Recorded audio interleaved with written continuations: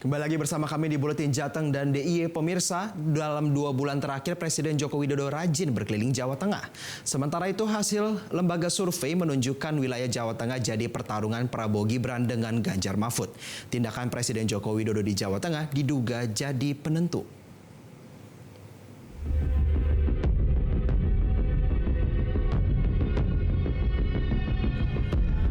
Dalam 2 bulan terakhir, Presiden Joko Widodo makin sering datang ke Jawa Tengah.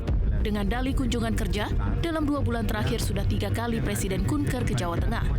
Terbaru 1 hari usai debat Cawapres, Presiden berkeliling kota Salatiga, Magelang, Temanggung, dan Wonosobo dengan membawa agenda diantaranya penyaluran bantuan pangan beras. Lalu pada 23 Januari, Presiden meresmikan Jalan Daerah Purwodadi Wirosari Blora. Sebelumnya pada 13 Desember 2023, Presiden ke Pekalongan. Lalu pada awal Januari, Presiden sudah tancap gas ke Purworejo, Cilacap, Tegal, Banjarnegara, dan Banyumas. Terkadang Ibu Negara ikut turun gunung menemani Presiden berkeliling. Dalam 2 waktu itu, agenda Presiden yang dominan adalah menyalurkan bantuan sertifikat tanah dan peresmian proyek. Apakah terselip agenda lain dari Bapak Presiden? Kunjungan kerja Presiden itu sesuatu yang tidak ada hubungannya dengan pemilu. Ini terkait dengan memastikan program-program prioritas termasuk program Indonesia Sehat, Indonesia Pintar itu terlaksana. Berarti bukan menyapu jejak salah satu? Enggak lah, tidak ada hubungannya dengan itu. Lembaga Poltreking Indonesia punya analisa, kandang banteng bisa sangat tergoncang karena beberapa indikator.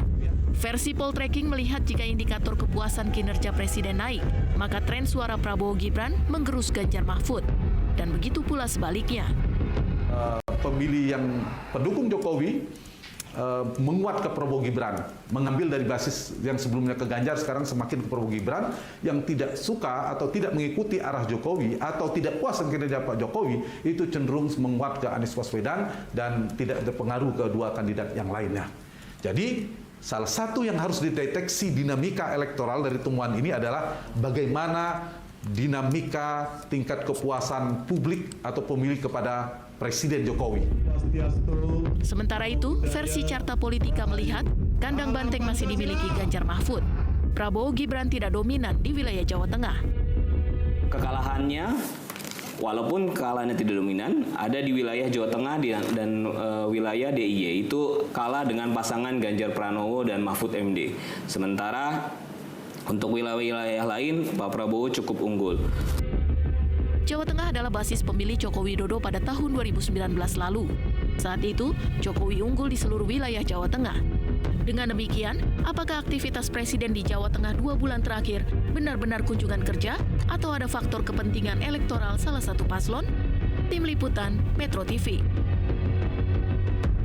Jelajahi cara baru mendapatkan informasi. Download Metro TV Extend sekarang.